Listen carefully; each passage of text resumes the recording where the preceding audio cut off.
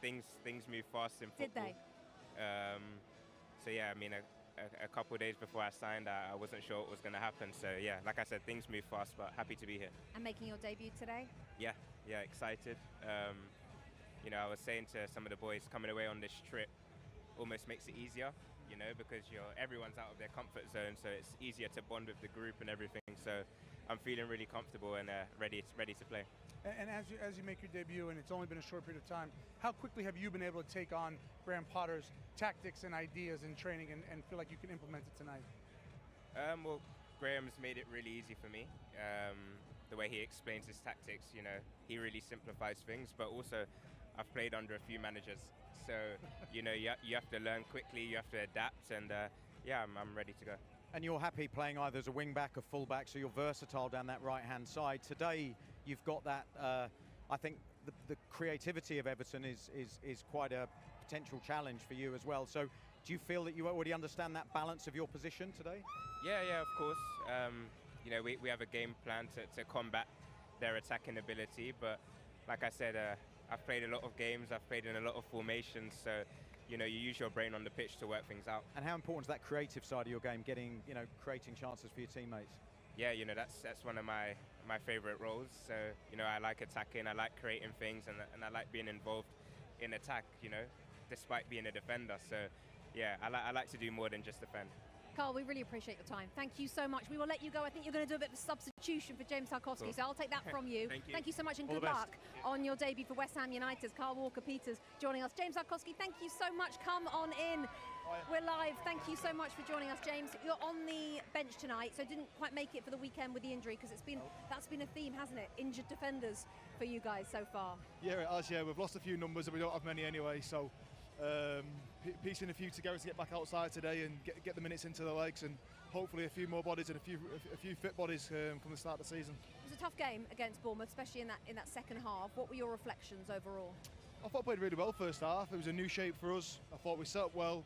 Maybe didn't pressure the ball too high at times, which would have been probably suited a bit more. But we defended deep, and then when we countered, we looked quite dangerous, and then sort of just lost our way second half. But it's pre-season. We're still building towards where we want to be. So not too down about it. And another chance tonight to go and perform and get some minutes on the legs. As someone who wasn't born an Evertonian and ended up being one, you're taking the same path. You're a leader and a monster for this club. I'm just curious on, it's been so dire recently over the last couple of years in terms of like having to stay away from the relegation zone. How excited are you to get into the new stadium with the manager and look up the table instead of down? Yeah, for sure, you're right. It has been tough. It's been very tough. Since I've joined here, it's been a lot of highs, but a lot of lows as well. And hopefully this season now we can start high and maintain that. We sort of hope the new stadium, the new ownership, the newish manager brings that sort of fresh feeling to it. It's got an air of positivity about the club right now, and we want to keep that. And how important is it? You've obviously had a lot of changes over the summer, players out of contracts and quite a big churn. Players coming in, how important is your role in terms of leadership and making sure you've got that stability, not just on the pitch, but off the pitch as well? Yeah, for sure. There's me as one of them. There's a few more, Jordan, Garner, but then also Seamus. Seamus shows the values of this club straight away. And anyone who signs for this club will know pretty quickly what it means to play for this football club, as Tim knows. And yeah, Seamus is the first person to let them know. And hopefully the lads settle in quickly, because there's going to be bodies coming in soon, and they're going to need to be ready. James, we really appreciate your time. Thank you so much. Hope you get some minutes on those legs today. Appreciate it a lot. James Tarkowski coming to join us here live. Pitchside desk ahead of Everton's game today against West Ham United. So let's just put you in the picture, shall we, in terms of the fixtures. So as we talked about with James, Everton 0, Bournemouth 3 on Saturday was the first result. Then Manchester United, thanks to Bruno Fernandes's 2 goals, beat West Ham United by 2 goals to 1. Today it's West Ham Everton, then Manchester United against Bournemouth, and then on Sunday we go down for the final round of games in Atlanta, Georgia at Mercedes-Benz Stadium. It's Bournemouth, West Ham, Manchester United against Everton, then whoever has the most number of points, 3 for a win, draw, wins the Premier League trophy. So let's have a look, shall we, at the little table that we've created for you. Level pegging for Bournemouth and Manchester United, with West Ham and Everton still with work.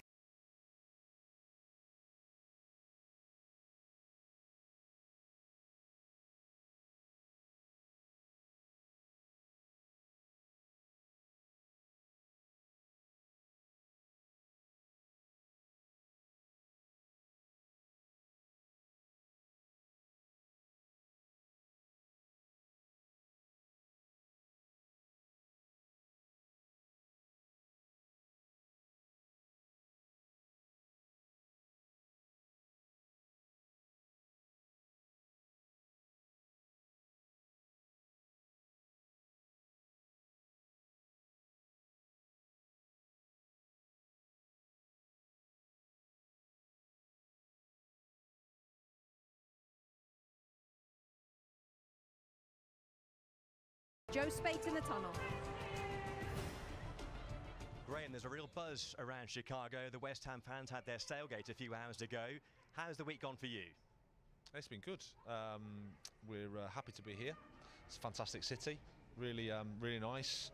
Our supporters, like you say, have been out in numbers and enjoying themselves, which is brilliant. That's our fans for you. Regardless of what happens, they make sure they have a good time.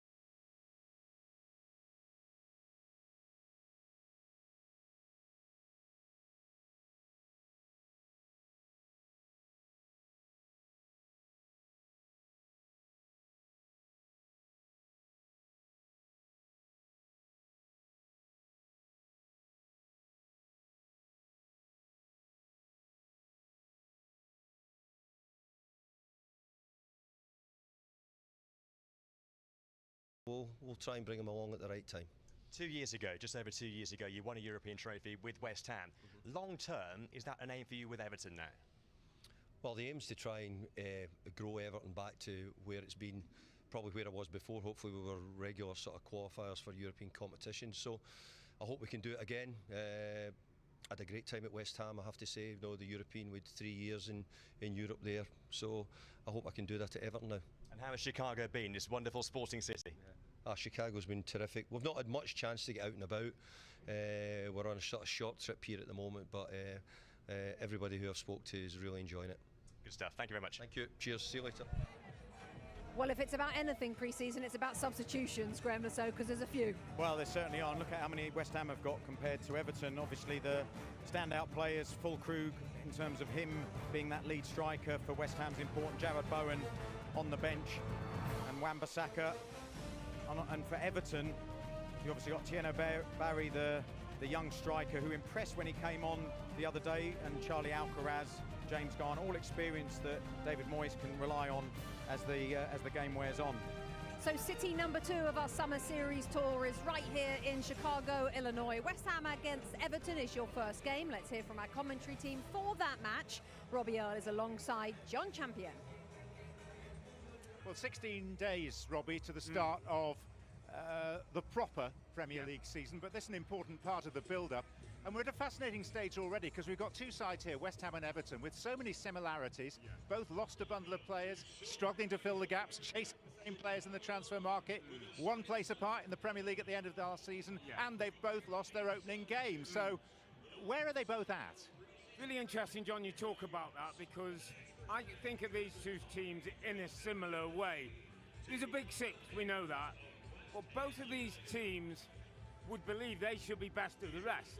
Everton and West Ham United, well supported, great football clubs, great history, and want to win silverware. But, as you said, going for a similar group of players, 13th and 14th isn't where these two teams want to be. 6th and 7th is definitely where the ambition should be. And what about the David Moyes derby element to this? Yeah. Everton managed by Moyes, West Ham largely assembled by Moyes. Yeah, and David Moyes will know a lot of the strengths and the qualities of the West Ham players. He did so well there.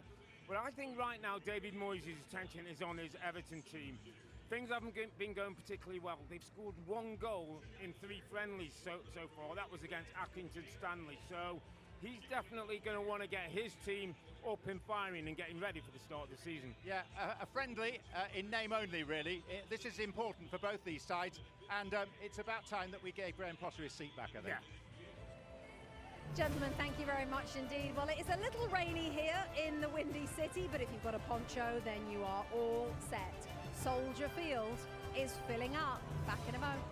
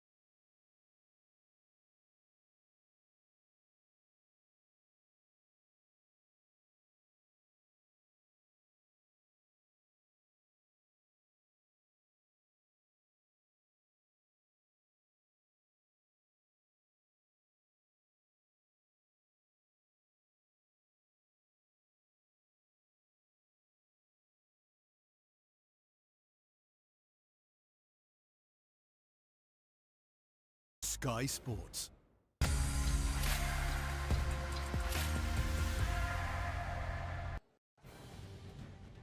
The Premier League on NBC is brought to you by Barclays, champion of the Premier League since 2001.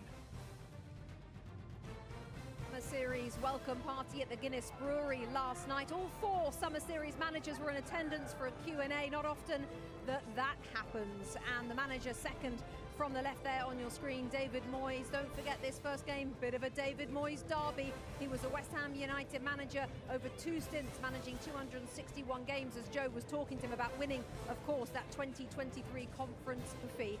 Then he went to Everton, and now 516 matches in his first stint. Now he's in his second stint with Everton as well, reappointed January the 11th. Did such a good job since being reappointed, finishing in 13th place, having sat a point above the bottom 3 when he was appointed. Let's get more on all things Everton, shall we? Leon Osman is with our reporter Joe Spate at the Everton benches. Thank you, Rebecca. Yes, this man spent 10 years playing under David Moyes in his first spell in charge of Everton. I'm intrigued, Leon, to know how you think David Moyes has changed since he gave you your debut 23 years ago. Well, you had to put that part in, didn't you? I think he's changed in all the right ways. I think it's a positive evolution of a football manager. He was diligent, hard-working. His attention to detail was incredible back then, and those things haven't changed. But I do think he lets those around him get on with their own job. I don't think he gets as annoyed by the little tiny issues at the moment. He thinks much more big picture, and I think when you've had as many matches as he's had, and you've got as much experience as he's got, I think that's much easier to do. And where do you see the expectations for Everton this season now? Long term, they want to be pushing towards the top half again, but that might be tough. Yes, of course. I mean, when David Moyes joined the football club last season, I think we would finish 5th on games and points in that time. But with the transition of players, with the movement of the into our new stadium, it's not going to be that easy. It's not going to be straightforward. So I think a mid-table run, you know, without being involved in relegation, without, you know, the expectation of going for European football this season, I think that would be a good success for a first full season for David Moyes, and then you build from there. What is somewhat short on numbers, Rebecca. I'm told Leon has got boots with him just in case. I do. I've been doing star jumps just in case he needs me. Brilliant stuff. Tim Howard is voting a yes on that idea. Thank you very much to Joe and to Leon. So it's Everton against West Ham United, first up in a little under 40 minutes. West Ham lost their first game against Manchester United, but that man is starting.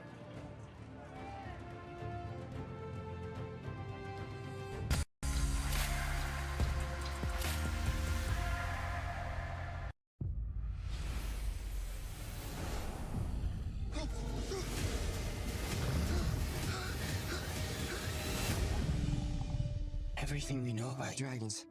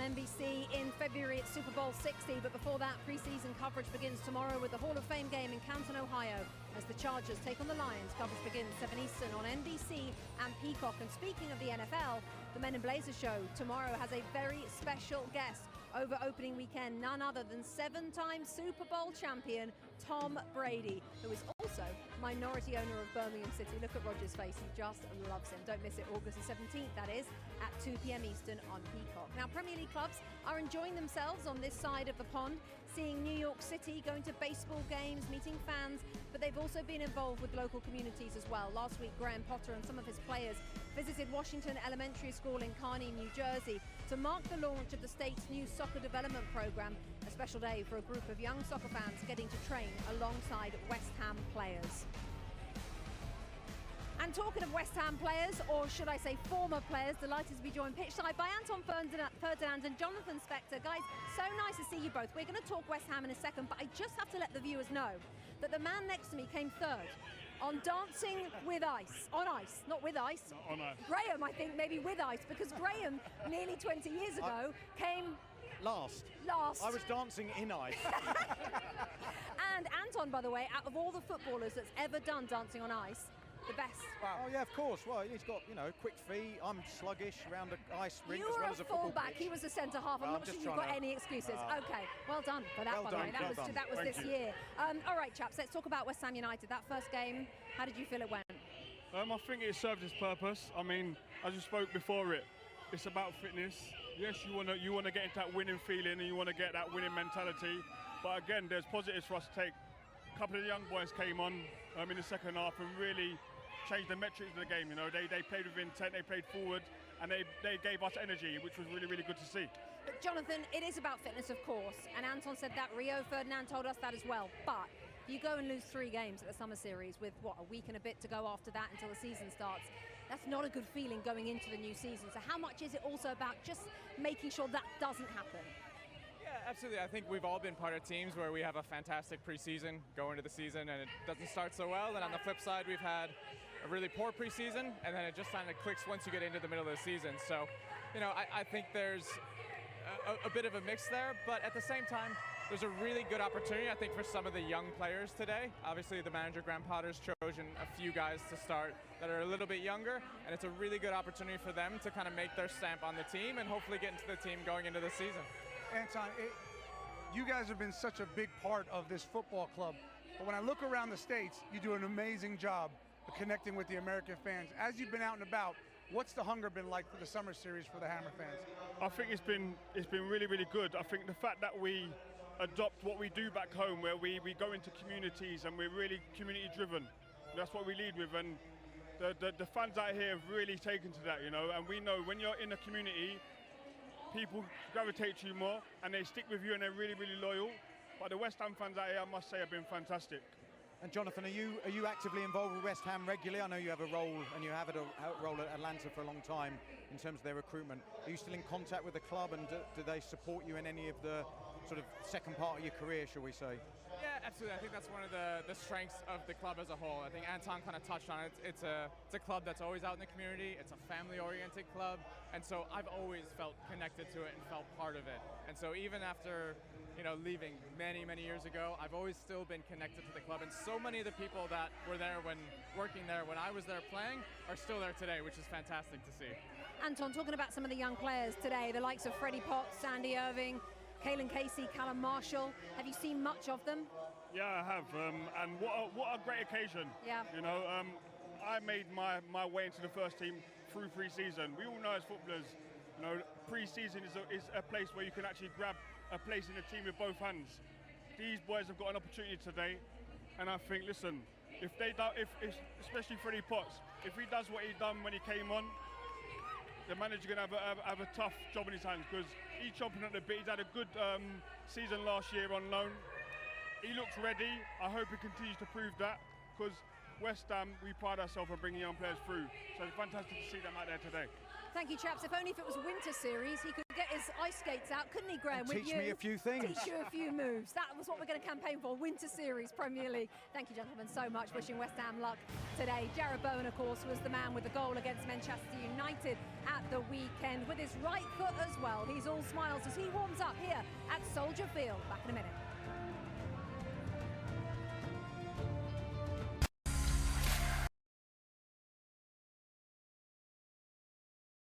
Go, go, go!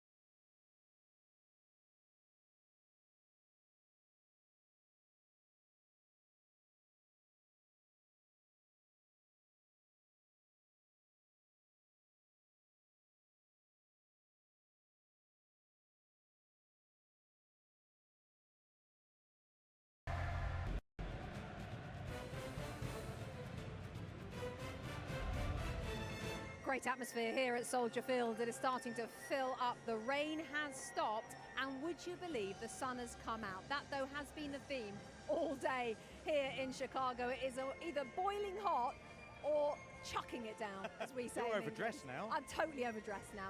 Graham Lasso, Tim Howe, Rebecca Lowe with you. So we're going to have a little look at some of the players today ahead of West Ham United against Everton. And this man, Paquetá, is just bending down. There he is. Starts today, Graham. And what a boost that is.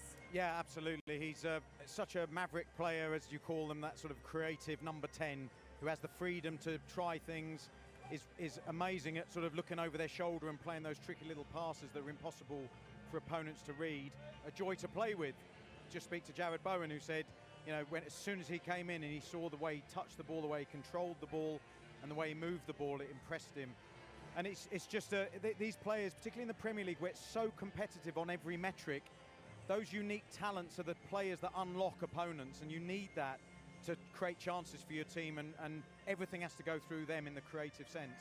And we should remind everybody that reports, it hasn't been confirmed, Tim, but reports are he is going to be cleared of the spot-fixing charges, and if that happens and he can be free to play without that on his mind, even better, might give him an even bigger lease of life. Yeah, when these things happen, you know, there always is pressure and weight on your shoulders until everything gets better, and we're hoping everything gets better. The fact of the matter is, Graham mentioned the word maverick. In order to be at the top level in the Premier League as a number 10, you have to have that about you. And I spoke to Mark Noble at length yesterday, and he said, very similar to Jared Bowen, he said, Paquetá can play in literally any team in the world. He's that good from a technique standpoint. He plays for Brazil. He understands. He can ride a tackle. He can score goals. He can unlock defenses.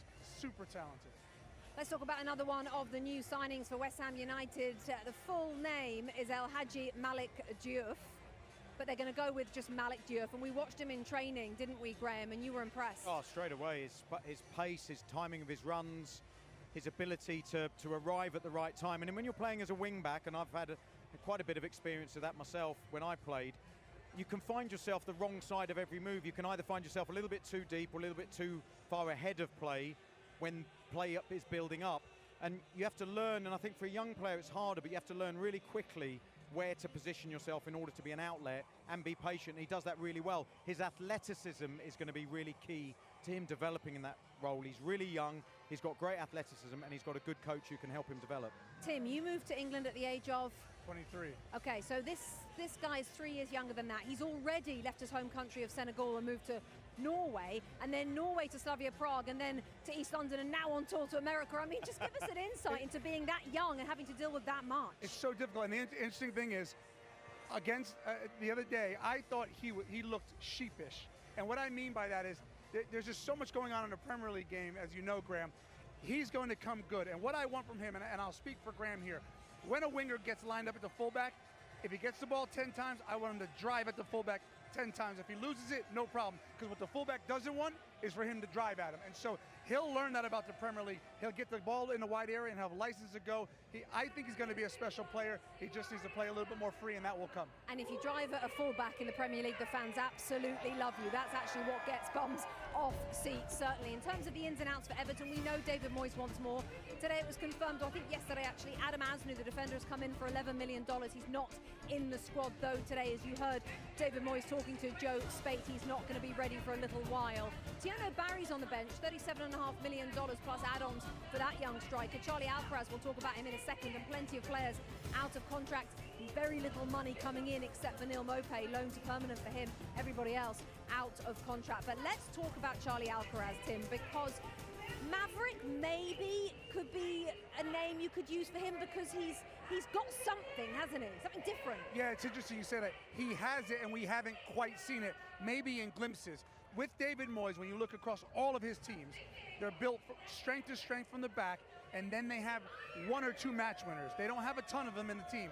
And Charlie Alcaraz has the ability to be that, but in his Everton career, and we just saw the loan got made permanent, he hasn't quite shown us that maverick ability. He hasn't quite shown us the spectacular, and he has it. So he needs to kind of take the handbrake off and be more expressive. He has the tools to unlock defenses.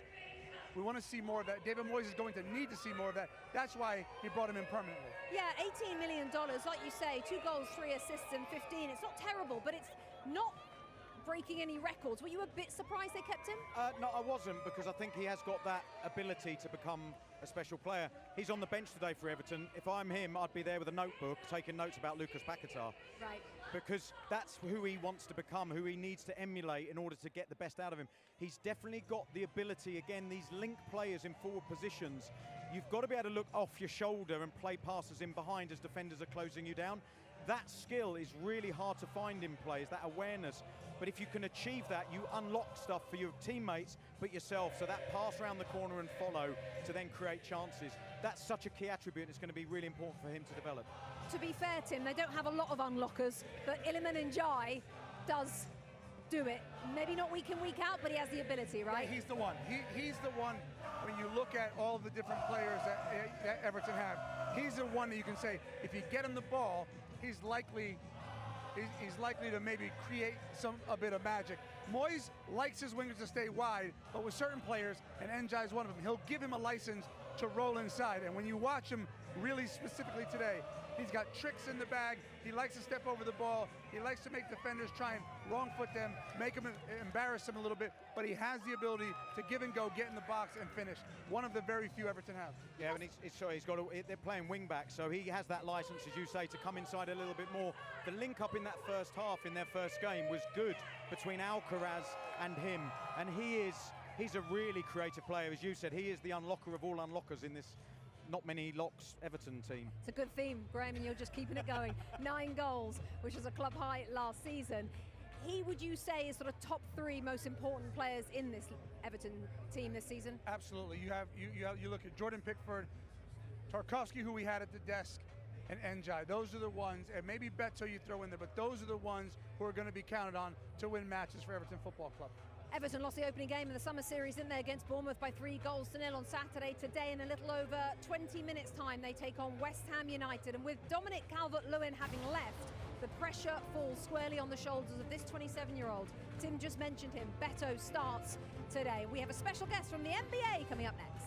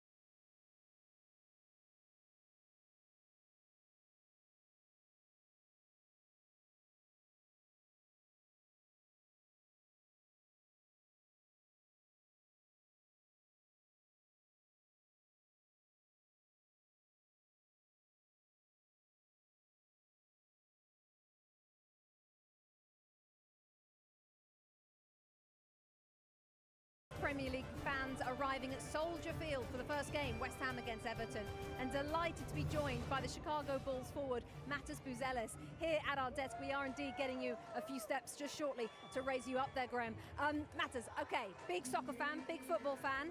How did that come about?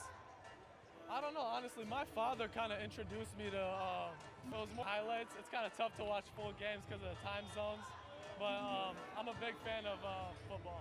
So your father is Lithuanian. Was it something that he played, or was he something that he watched when he came to America? Say it again? Did he play soccer when he came to America? He didn't play soccer. He was he was always good at soccer. Okay. Like, whenever I try to play him one-on-one in soccer, he was always really good. So. All right. From a Premier League standpoint, we have some legendary teams here in the summer series.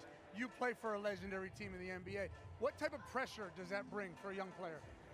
There's no pressure. I always say this, pressure is privilege. So once you have that opportunity, you can't shy down from it. And this is what I chose to do. I chose to be a basketball player. I chose to be on the big stage, and I have to perform every night when I come out. And you're 20 years old. That makes me feel slightly older.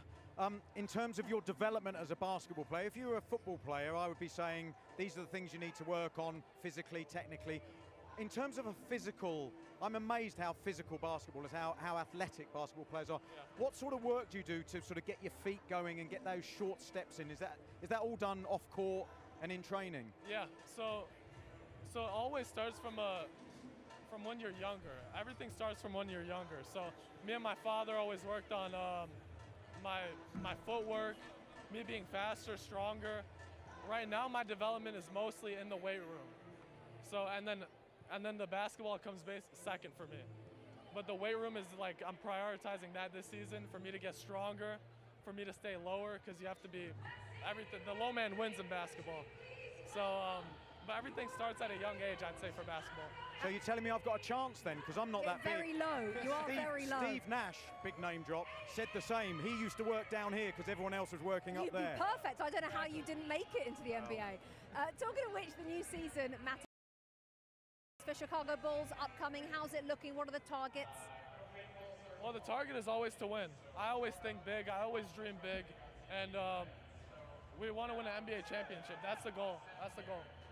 Well, we wish you luck for that. Just before you go, if we had to push you on which Premier League team is your favourite, which would you go for? I'd have to go with Liverpool. Okay. Oh dear, okay. Not very popular around here today, but okay, Liverpool. Why? I don't know. I honestly don't know. I don't know why. I'm just a fan of Liverpool. Okay. Well, we're so appreciative, Matters, of you coming to talk to us today. We wish you all the luck in the world for the new season. Thank you guys so much. It's also a pleasure to be on NBC. So. Oh, how Thank nice. You guys. Thank you, Matters. Thank you. Matters. And of course, you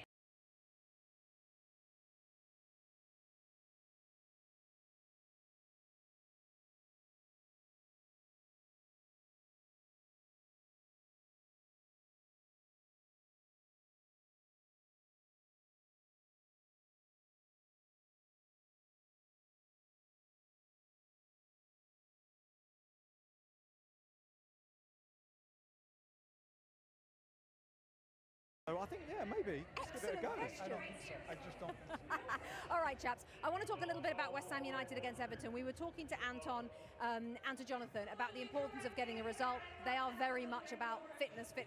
But both these teams lost, Tim. Nobody wants to lose 2 in a row. Yeah, you stole my question when you asked them, because it's a really good one. It is about fitness. But by the way, the one thing no one's talking about except us is both of these teams are not going to want to walk out of here with 2 losses. So there is going to be an element where I think this game will be a little bit scrappier and tougher and nastier. I'm not saying mid-season form, but there is an element of you need to win for the sake of just feeling good about yourself as a group. Graham, I feel like when you were playing pre-season, there wasn't as much pressure because you'd have 4 or 5 games, but they wouldn't be on television, let alone a huge summer series on live television across the United States. So it does feel different. Absolutely. This is preparation time for players, which is why all of us and the teams, the coaches will say they're measuring it in different ways, and that's absolutely right. But the thing is, in this situation, they're under a massive spotlight, full house, expecting a high performance. And it's also because they're playing against Premier League teams. So they're not going to want to be really embarrassed at this level against these opposition, even though it is part of an ongoing process of development for the beginning of the season. So I think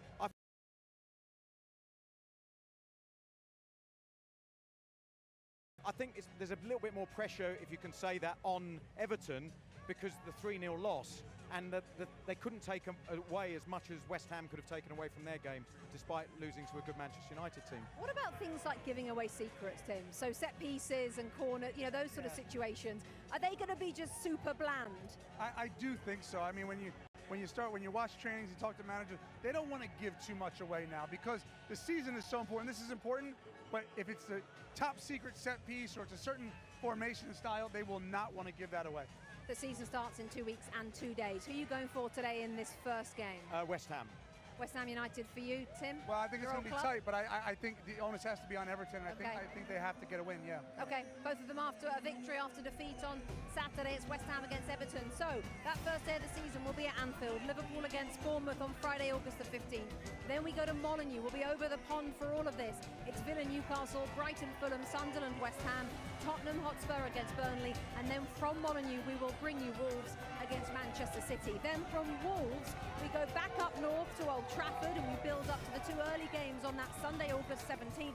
That's Chelsea, Crystal Palace and Nottingham Forest against Brentford. Then from Old Trafford we will bring you Manchester United against Arsenal, and on Monday afternoon football it's Leeds United back in the big time against Everton. So we're back again.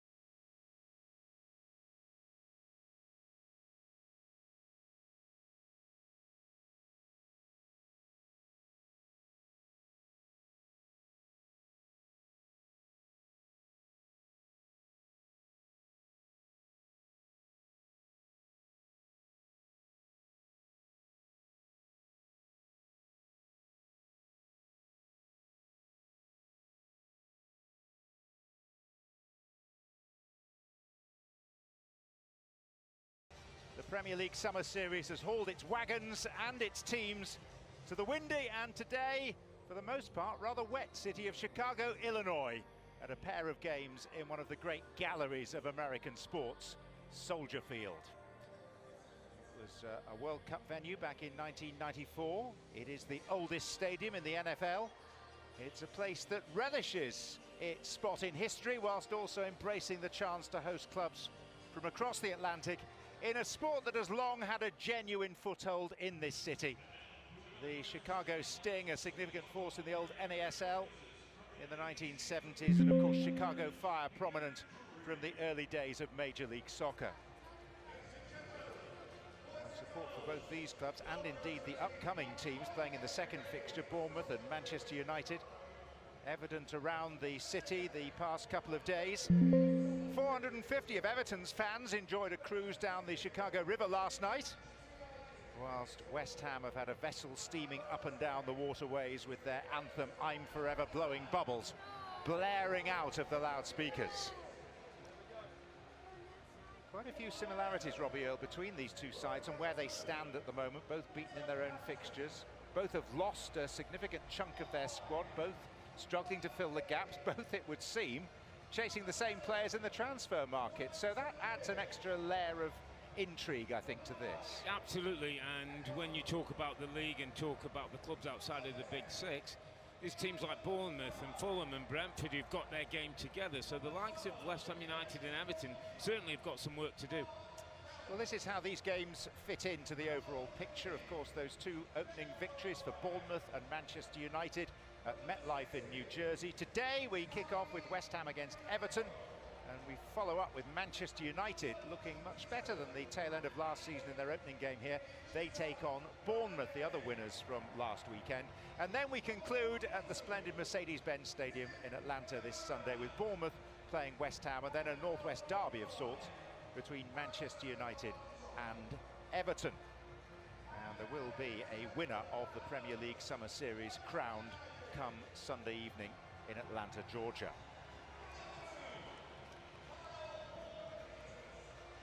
Tickets have been pretty easy to sell for this event in this stadium, in this city, to the extent that a crowd in excess of 50,000 will be here, certainly for the second fixture involving Manchester United and Bournemouth, and that crowd will be increasing in number all the time, both young and old, eager for a glimpse of Premier League stars, just over a fortnight away from the start of proper hostilities in the most watched football league on the planet.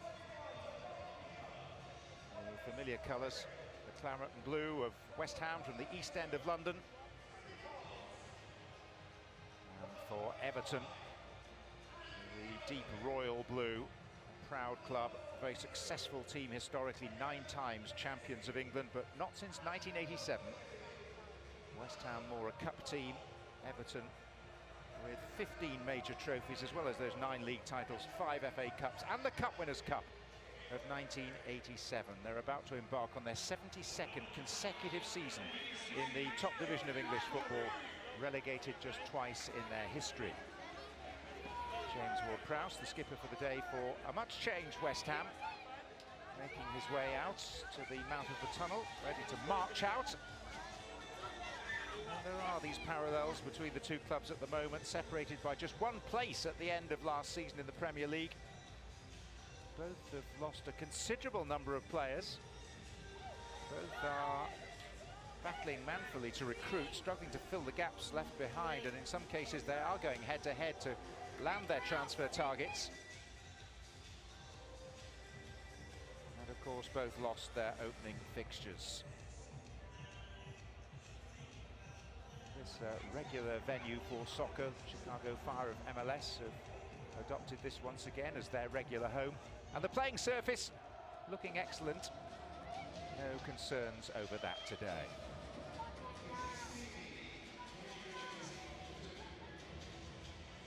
So the team's ready for the grand entrance. And for quite a few of these players, Robbie, it will be a particular thrill to stride out at one of the most famous sporting venues in all of the United States. Absolutely. It's one of the iconic grounds in US sport. And we've had a bit of UK weather, but we've had a bit of rain earlier on, so it's not quite as hot and as humid as it could have been.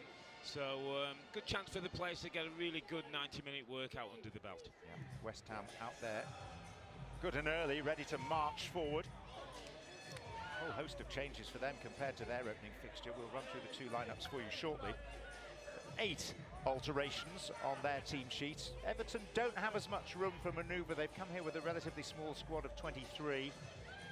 They have got a couple of players carrying injuries, so restricted still further. So whereas West Ham have the full complement of 15 substitutes, there are just 11 for Everton. The match referee, by the way, is the man that took charge of the MLS All-Star game in Austin last Wednesday, Rosendo Mendoza from Humble in South Texas. Big day for the Mexican-born official. He moved to the United States when he was just 8 years of age. regular in MLS for 7 seasons now. Assisted today by Ian McKay and Kevin Locke, and Marcus de Oliveira in the role of 4th official.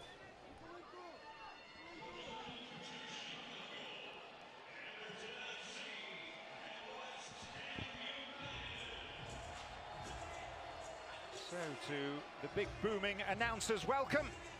Outstride the teams that finished 14th and 13th in last season's Premier League, but that was not good enough, not by a long chalk for either. And whilst their recruitment is far from done and they both need to strengthen further, they are now just 16 days away from the curtain going up on the new Premier League season. So yes, fitness being worked upon, tactical approaches too, but there's also a bit of a sharpening of the edge required at this stage. Idrissa Gana Gueye, having signed on for another season, approaching his 36th birthday, once again in the engine room of this Everton team.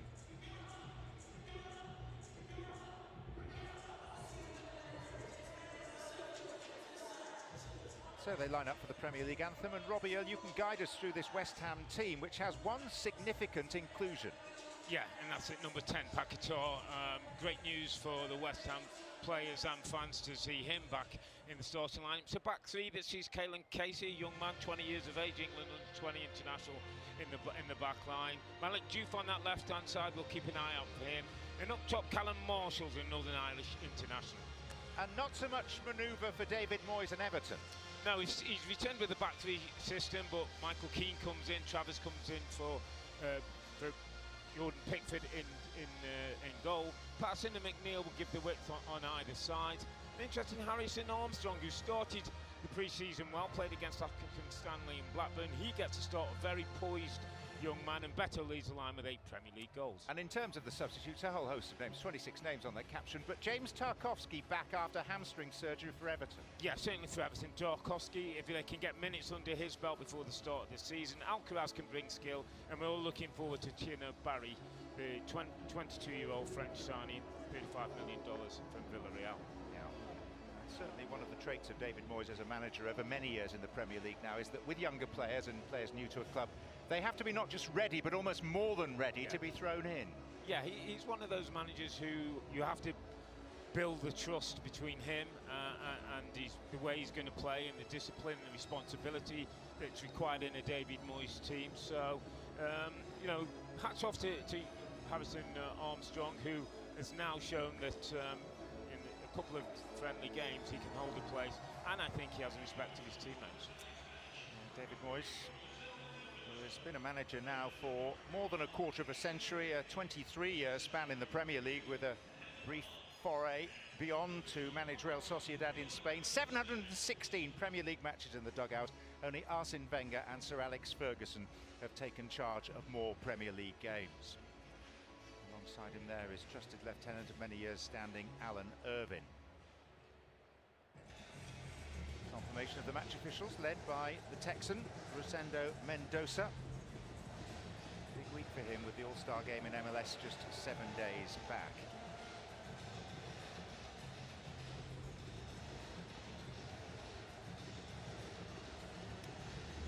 So the toss of the coin as Graham Potter watches on. Bruno to the left there, his assistant, and Billy Reid has been with him on the journey from Östersund in Sweden via Swansea, via Brighton and via Chelsea, to the point where he's now entrusted with trying to lift West Ham back to the sort of levels that they enjoyed in recent seasons under David Moyes. Absolutely, European football, those great days that we saw at the London Stadium and on the travels around Europe.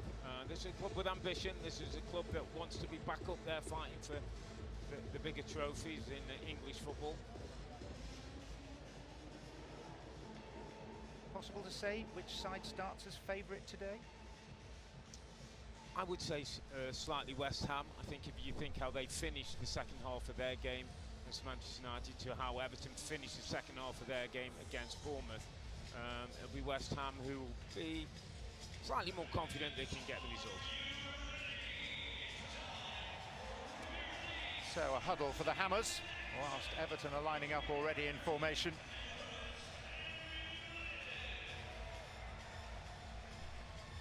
And Can Chicago living up to its long-held moniker, the wind picking up? It is now the windy city, but much better than the wet city, which is what it's been for much of the day.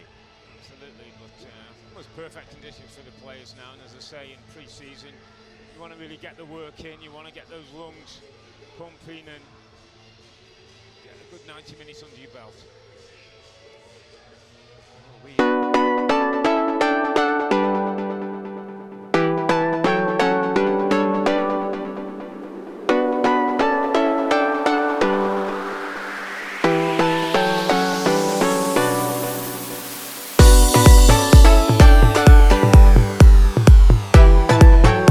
First contested in a league context in 1924, which just so happens to be the year that Soldier Field first opened for business. Both West Ham and Everton coming off the back of opening defeats here in the US, and you have gathered by now that Everton are in their change kit today, and an early blow for Dwight McNeil, who's one of the important components in this Everton lineup, as was shown last year when he was missing for a considerable portion of it. Absolutely, it's a challenge with Paquetá as the two go in together. McNeil, as you say, was so important. 4 goals, 6 assists, most of 6 assists on the team, and he was out for a long period of the season with injury.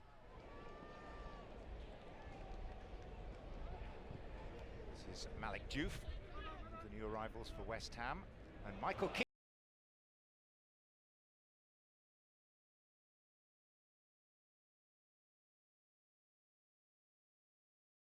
It was almost similar to the goal, the third Bournemouth goal, when O'Brien gave the ball away.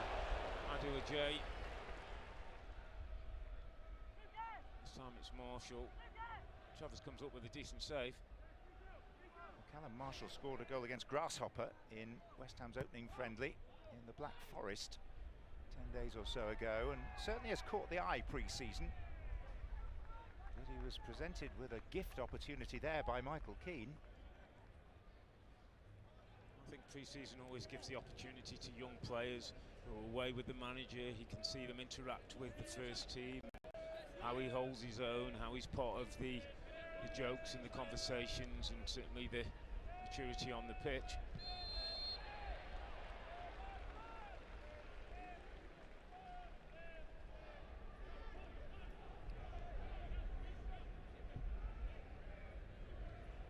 This is Keane, another of those to sign up to an extension of his contract. There were a good number of players that left Everton earlier in the summer.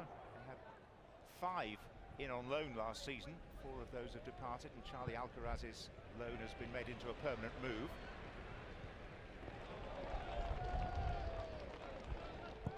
Others like Calvert-Lewin and Doucouré and Ashley Young who were out of contract and allowed to depart. Those are holes that are taking quite a bit of filling. Yeah, for sure.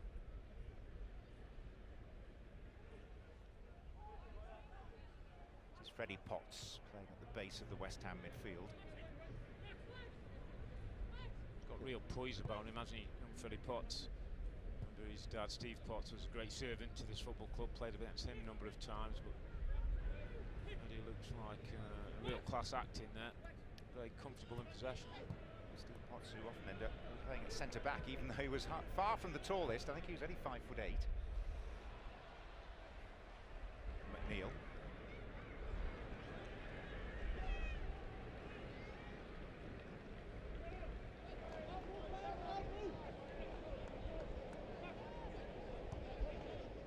It's interesting looking at the West Ham setup. On the ball now, Callum Casey, he looks like he's the central centre-back. Maverick Panos one side and Kilman the other, and Potts sitting in front of them being the one number 6 pivot.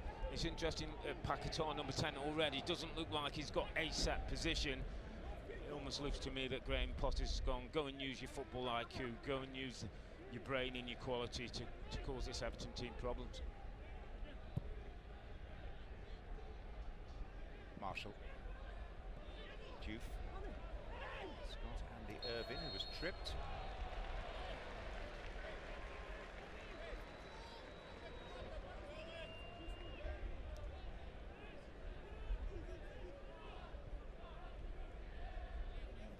relishing the opportunity to spend time in the United States. He'd only been here twice before this tournament.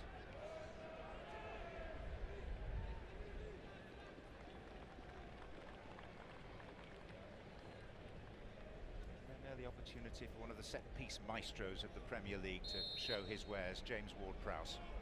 Look, a big side as well, West Ham, with the bodies going in. Ward-Prowse with the delivery.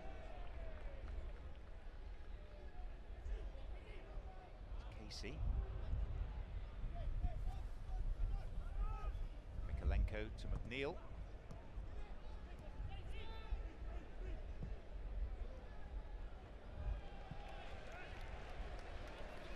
Great pressure that from young Marshall, number 50. Bringing a real enthusiasm to the front line, closing the Everton players down.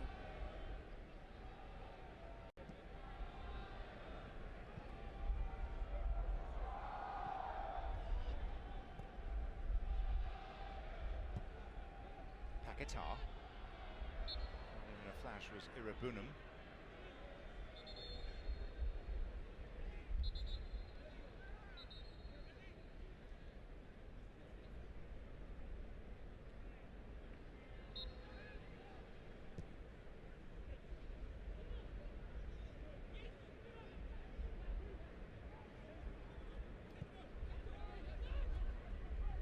Kilman.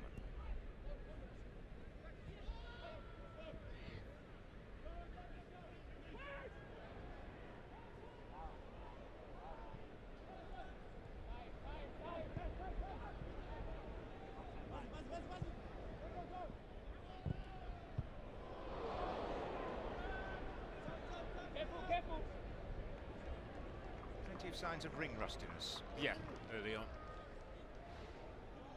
Sloppy players, a ball back to Foderingham. Areola did something similar against Manchester United. They were punished by Bruno Fernandes. Outstanding finish. Is it an inevitable consequence of the stage of pre-season that we're going to see? Yeah, absolutely. I was watching the game the other day and was thinking that, you know, 2 or 3 games into the pre-season, your touch isn't quite right. You're not quite connecting with balls as you would. That takes another week to 10 days to really just fall into place.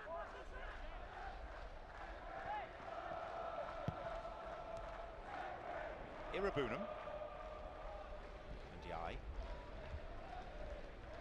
This is the 18-year-old Harrison. Yeah, you know what I'm liking? I'm liking this Everton away key they're wearing tonight. He caught the eye when he was on loan in the Championship. Derby. Had a good Is it Umbro that's printing this kit for them? Get players in there. There's going to be 1 or 2 of these young men who are going to have an opportunity, maybe a place in the squad.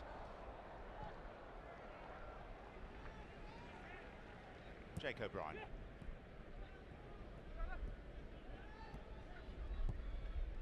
It's better from Everton. A little bit more possession, a little bit more in control, pushing West Ham back. West Ham happy to sit in a low block. Beto's offside. That's an interesting development, that Beto is now wearing number 9, which is a shirt that means a lot at Everton. I've got to like it. I've got to like that he's taken on the responsibility. Wants to be the main man, wants to be the goal scorer at the top end of the pitch. So he's claimed Dominic Calvert-Lewin's number. One also worn by many great players in Everton's history.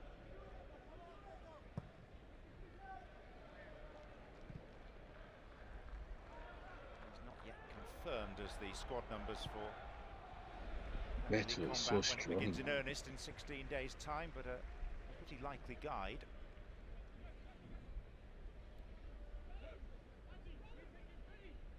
That looks like a handball to me.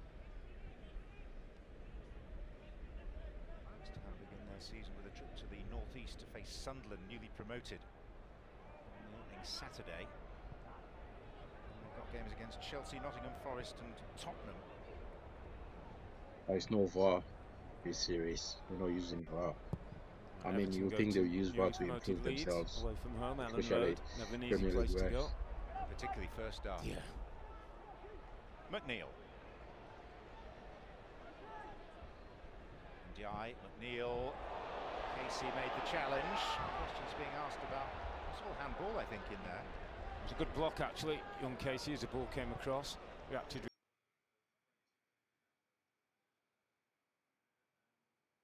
really quickly. A reminder that we do not have VAR in this tournament. I'm not sure it would have been given. It looked like proximity. The ball was so close to his arm, but I thought he reacted really well, the young man, as the ball came in. You're surprised to see him playing in the centre? I am, because that takes a little bit extra responsibility. Often you're the voice between the two. You're guiding people either side and in front of you. Thought Kilman might play in that role. He might play maybe to the left-hand side.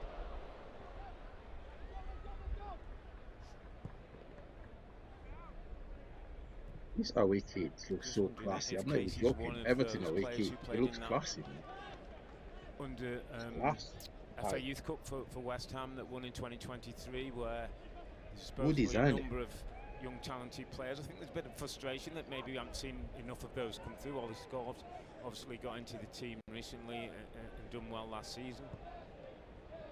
They've got a young midfield player called Lewis Orford who's on the bench today, who is reckoned to have a real chance.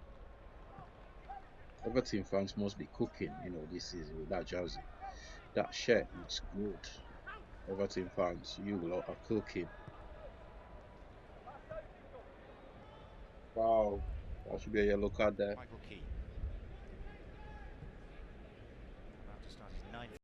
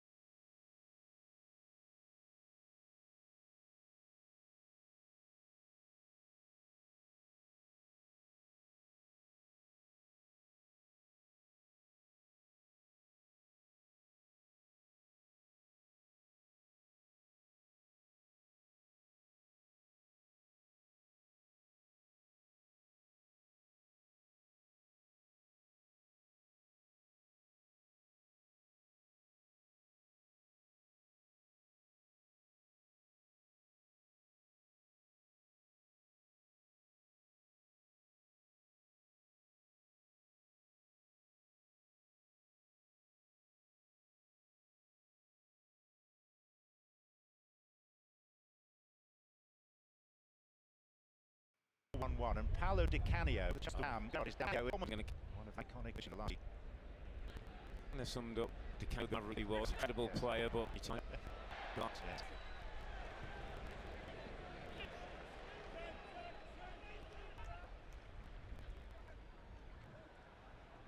Freddie Potts. Irvin.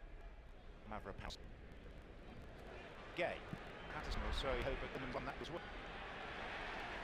2-0 to come in that little one-on-one challenge.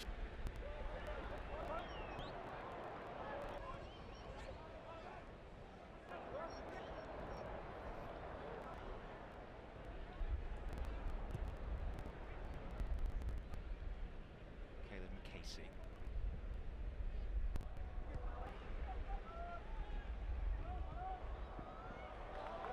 Just needs to clear his head, De Jong, centred back.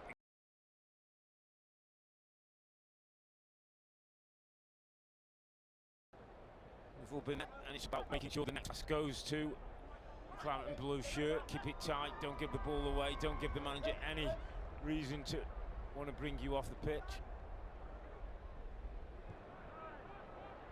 Reese again.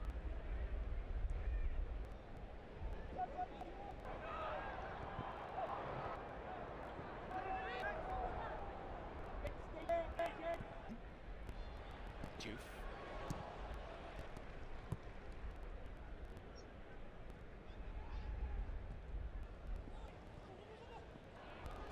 Travers. Gay is still down on the deck.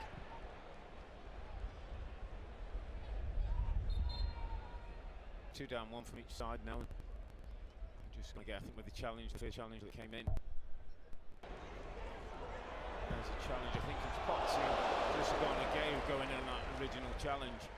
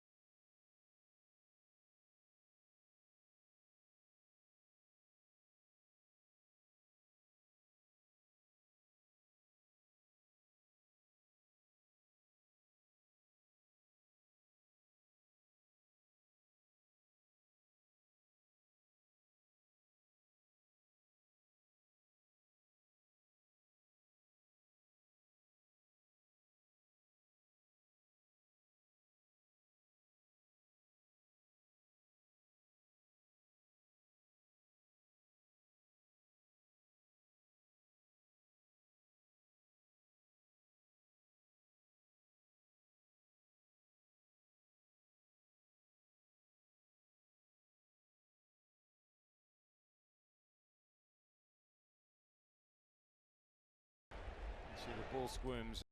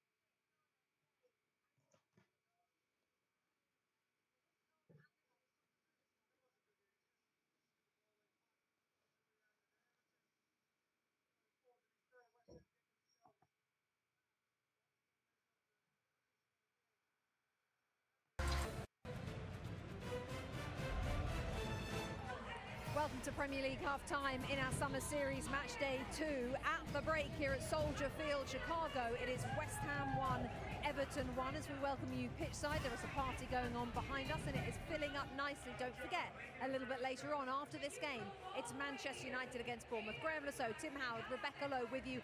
Let's have a look at the opening goal of the game. Idrissa Gana Gueye, and Tim, the goalkeeping theme for this goal and the next. Talk us through this one. It wasn't good here. You just see Casey give the ball away. Potts doesn't react, and then Everton are driving forward. To be fair, West Ham get themselves back. Armstrong lays it up to Idrissa Gana Gueye, and it's a tame effort in the end.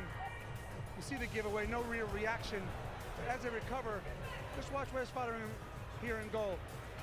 As the ball gets slided wide, he needs to come down the line and spread. Instead, he stays, and because he stays, he really should be doing better. You see the ball just kind of squirts under him. It's not a really difficult strike there, and it's 1-0 to Everton. Both these teams changed their goalkeeper from what happened in New Jersey, so it's Fotheringham for West Ham and Travers for Everton.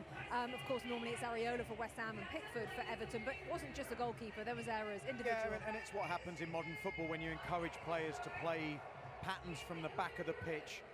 Young Casey's taken a risk, misread the timing of the pass with the player he's trying to play to. Armstrong is alert, nips in. They actually do quite well, as you alluded to in the replay, that they recover quite well. West Ham with Kilman and Casey showing Idrissa Gana Gueye wide.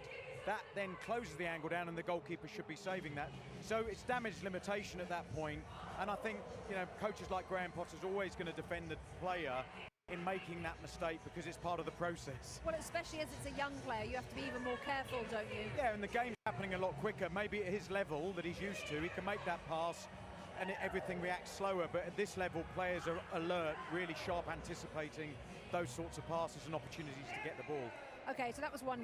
Then 4 minutes before half-time, West Ham back on level terms. And again, we'll see in a second another goalkeeping error. Talk us through this. Yeah, we just thought Everton was so bunkered in, you almost have to try these vertical passes, and there's not much in it, but it's a really bad mistake from Travers, the goalkeeper. He comes out here, you'll see from the replay, let your defenders defend. Mikuleko's in a position to head the ball and defend it. It's on the edge of the box. If you're going to come and claim it, by God, you have to be clearing that ball. It's a really bad punch, and Paquetá takes advantage of it. Tim, from a goalkeeper's perspective, of course, Mark Travers isn't coming into Everton thinking he's going to be Jordan Pickford and go above him. But a situation like that is tough when it's on your debut.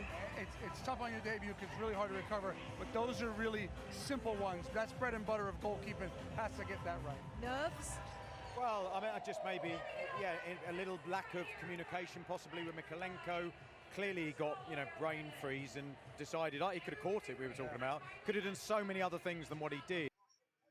Obviously very disappointing for that player in that situation. You know, he's going to have to sit down and get the team around him, really, from that point of view. But West Ham go in on level terms, and they had a lot of the ball, didn't they? So they'll be delighted to at least have a goal. Oh, they totally dominated possession. You know, with Everton dropping so deep, so early, it's frustrating for West Ham. They've done well to get back on level terms, take advantage of the mistake. But actually, in terms of the way they're playing, they're controlling the game a lot better. Okay, let's have a look at some of the other chances then, the rest of those first half highlights, Graham. We'll go back to the beginning of the game, and the youngster up front, 20-year-old Callum Marshall, with a chance after just a minute. Yeah, Michael Keane, who's just back into the team. There's a sloppy pass back, and Marshall, who the West Ham staff have been saying he's really sharp, works really hard, and he wants to take this opportunity to impress. He nearly opened his account very early on. With Everton up the other end, they had a rare chance, really. Idrissa Gana Gueye getting high, and it's Casey with an arm out, but you can see as he's going to ground, he's just using his body for balance. The arm's out to get his balance, he's bringing it back towards his body. Obviously no VAR, but that's certainly not a penalty. And then James Ward-Prowse, with all of his technical ability, after 12 minutes getting a good look at the goal here, and you see the movement he gets on the ball. That's an excellent free kick in terms of what he's trying to do. He gets that dip on it, and it's, you know, a yard or so the wrong side, and you see the puff of the cheeks from Graham Potter. And then it's a feature, really. West Ham dominating, players getting into decent positions all the time, and it's Andy Irving with this chance here, getting himself onto this ball. Good starting position, creates a little yard with that lovely roll over the foot, moves the ball well with the strike, and Travers gets down well to parry it away. Tim, let's talk about the situation with James Ward-Prowse, because he went on loan last season, didn't he, to Nottingham Forest. He had a lot, especially in the first 20-25 minutes, had a lot of chances, a lot of cross balls, a lot of set pieces as well. Do you think, from what you've seen so far and the vibe you're getting from Graham Potter, that James Ward-Prowse is going to be a big part of this team? I do. I think he has a big part to play. There's times where he can balance the midfield where he doesn't have to go too far, and then there's moments where in the final third, he has to be on the ball. They look for him to get on the ball, to pick out that key pass. Set piece situations. If he's on the pitch and you get 4 or 5 set piece situations, which you saw, you get a really good opportunity to get goals. So I think he's an asset to Graham Potter. He feels like a Graham Potter kind of player, doesn't he? He does, and he's one of those players where he's obviously got the speciality with his set pieces. No question, he's one of the best. But in terms of the rest of the game, he's very easy on the eye. But when you start getting up to the higher levels, the game sometimes goes past him. And so he starts to become a luxury player. Now again, if West Ham are going to dominate, and Graham Potter said to us, his big job for this season with this team is to get them to be the protagonist, to get them to dominate possession more. And if they're doing that, James Ward-Prowse's sort of position in the team, I think, becomes more established. If they don't, if they get into a physical sort of tit-for-tat contest, I think it becomes a bit of a liability. So that's the difficulty with someone of that playing profile.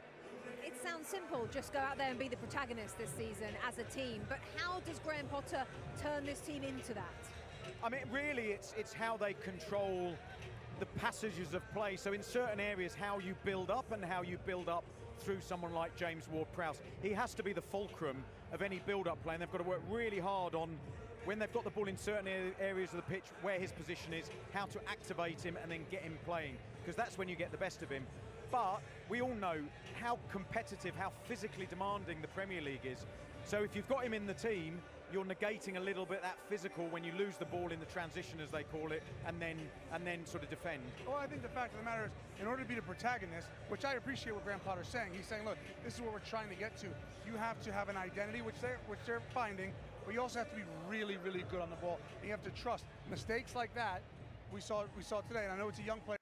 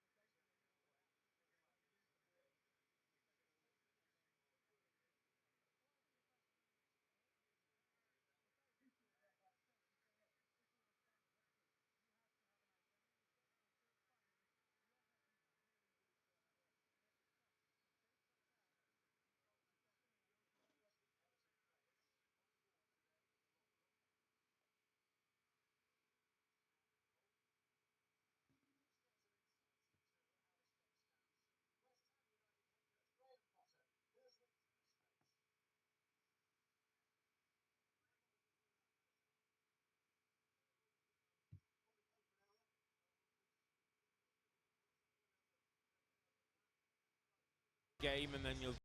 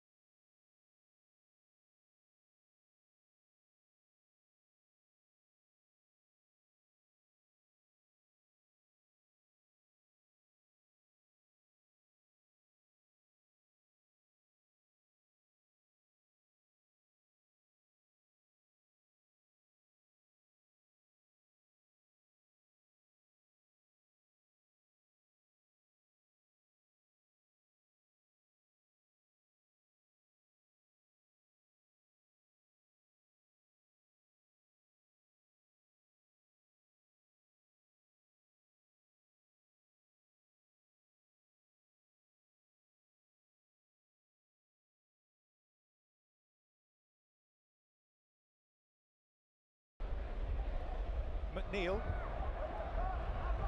Brought down by Fulkrug.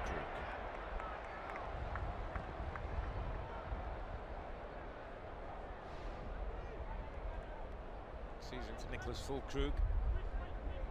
Struggled with injuries and wasn't able to put any kind of run together last season. Hasn't really answered the question yet as to whether he's fully attuned for the rigours, the demands of the Premier League. Did 3 Premier League goals last season.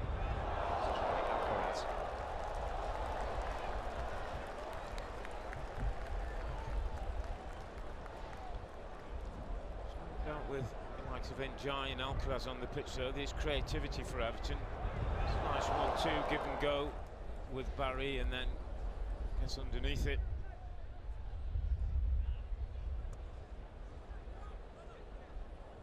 There's been a debating point this week with reports emerging of Everton's interest in possibly doing a loan deal for Jack Grealish, that they would want to augment a position in which they're already fairly strong with those.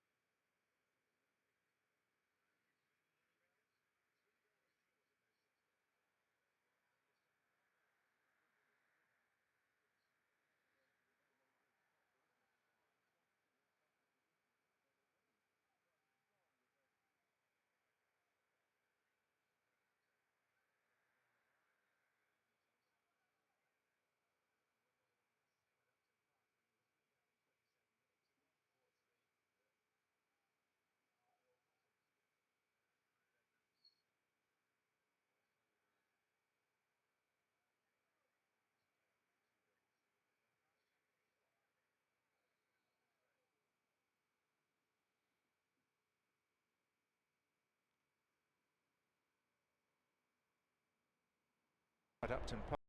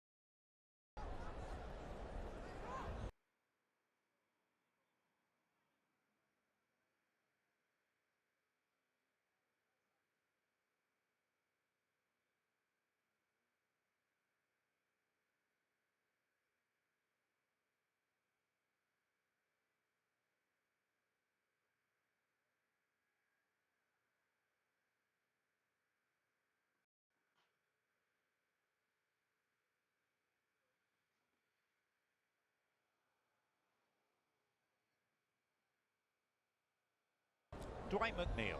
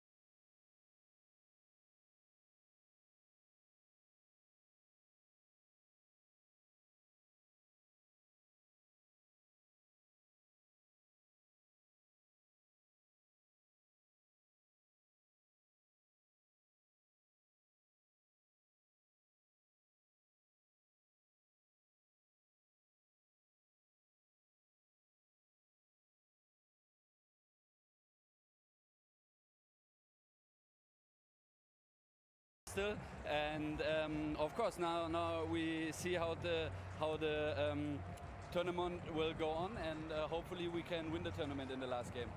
And you personally, your first goal of pre-season after the second goal, my bad, sorry, second goal of pre-season. After last season's injury situation, it was a tough start for your time at West Ham. How ready are you feeling to be that number 9 West Ham so need?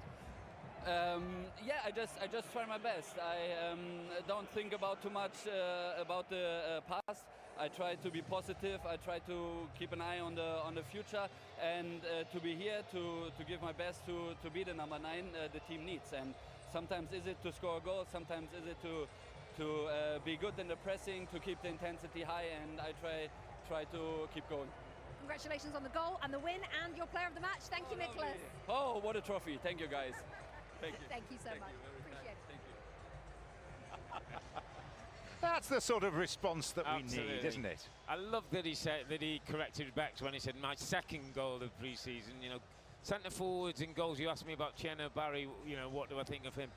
Goals are so much confidence to centre forwards, and whether they're in training, whether in pre-season games, or whether in the Premier League. And Nicholas Fulkrug will be better for that. West Ham, I think, have got a good day's work. Talked about the conditions being a little bit difficult for them, but I thought at times their possession was good. They got Paquetá, you know, almost 90 minutes under his belt, so a pretty good day for Graham Potter and his team. For David Moyes, well, a little bit more work to do. I think there's a realism that David Moyes knows that this might be a difficult start to the season. He's got new players to come in. He's got Branthwaite and hopefully Tarkowski, who we saw get minutes there, get back into the team. So work to do for Everton, but a good night for West Ham. Yeah, West Ham victorious by 2-1 as we pass the baton rather more permanently to Rebecca. John, Robbie Earle, thank you very much indeed. Welcome back pitchside here at Soldier Field, and straight away ahead of Manchester United against Bournemouth, we welcome in David Brooks. David, thank you so much. Hi, David. Indeed, for joining us. Did you see much of that game? Only like about 5 minutes, so not really. Okay, talk to us about the first game. Bournemouth's opening 3 points against Everton. Excellent way to start summer series. What do you think was the best part of it?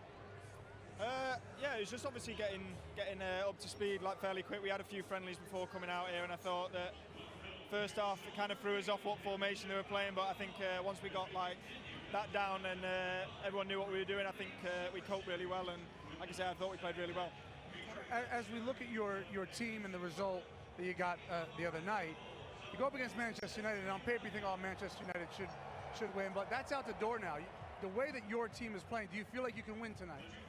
Yeah, I think that it obviously shows. Like, I know it doesn't count for anything tonight, but I think the last couple of times we played them, we've either beat or drew with them. So they're obviously a massive club.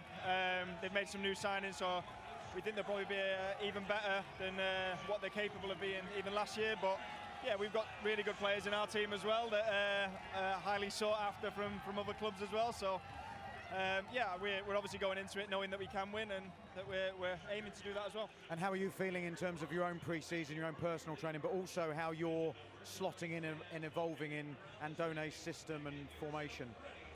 Yeah, it's obviously there's a lot of competition for places, and it's obviously a great headache for the gaffer to have, but as a player you want to play as much as possible. I think last season, obviously with my dislocated shoulder, it was a tough one to kind of take, because by the time the season started, I wasn't up to speed, but touch wood, I've had no problems this pre-season, and hopefully I can get some more minutes again tonight, and yeah, just keep pushing and try and get in that starting team. David, just real quick, what do you make of Soldier Field, Chicago? Yeah, obviously I know the stadiums are really big out here, and obviously the fans are turning up in their numbers and stuff like that, but I don't really think you can grasp how big they actually are until you get here. And obviously this stadium's beautiful. I'm loving all the box setup they've got up there and stuff like that, so it's another nice stadium to tick off the bucket list, and like I say, hopefully we can get the win as well. Yeah, fingers crossed you're on the bench to start, but hopefully we'll see you a little bit later on. We really appreciate your time. Yeah, Thanks, always. David. Thank you so much. David Brooks, Bournemouth, thank you so much joining us pitchside here. So coming up next, it is Bournemouth against Manchester United. The news, by the way, Matheus Cunha is not part of the squad for Manchester United. The reason is fatigue. He played at the weekend. He's not part of the setup today. Full team news is coming up.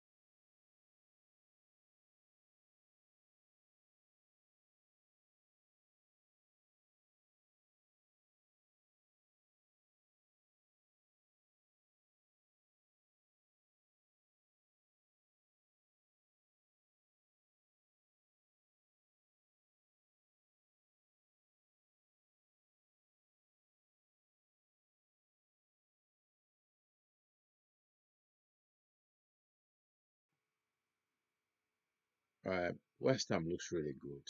They look really good. You know, I can't lie. The new season coming up, over the last two games they've played against United and against Everton now, West Ham looks really good. They look really good. And I can only imagine after they get all the new players in, well, what they're going to do to teams next season. And teams like West Ham are now Manchester United rivals. And they are actual competition for the for mid-table, because I can't see us finishing top 4, top 5. We'll most likely finish top 10 next season. And I've seen the team sheeters are as well for United. There's no Cunha. And Boomer definitely is not going to play because he's still not ready yet, according to the coach.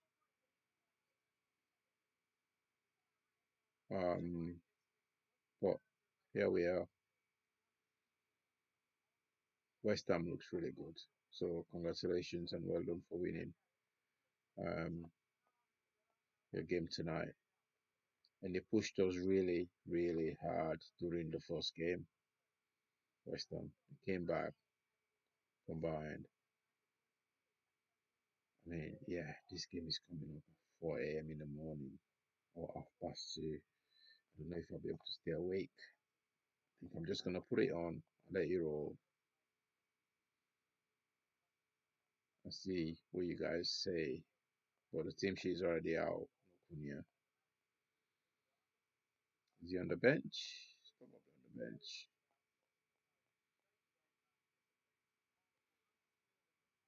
Hanging out. There's a reason for them to train. And I tell you what, Ruben Amorim definitely has the attention of his players. The general view after the first game at the weekend was against West Ham United was good back home in England. I read a few articles. Generally, everyone was like they're sensing something different. Yeah, well, I just think there's a better intensity. There's a more positive sort of vibe coming out of the club, out of the players. They've obviously made some big decisions in terms of cutting some of those players. If you look at Luke Shaw's quotes Boys around, pushed you know, Ahmad up we've top moved today. on and the manager's been really strict with that. I think it sets the tone, and pre-season is very much about setting the tone, day-to-day tone, discipline, hard work, building a plan and getting some momentum, and they certainly got that in the first game. Okay, let's bring you those Barclays starting lineups then. Harry hadn't had a chance yet to look at the Bournemouth lineup. We'll look at that in a tick, but we'll start with Manchester United. Yeah, there's 6 changes for Manchester United. Bruno Fernandes in particular is standout, who's playing further forwards in the first game. This match he's dropping alongside Casemiro.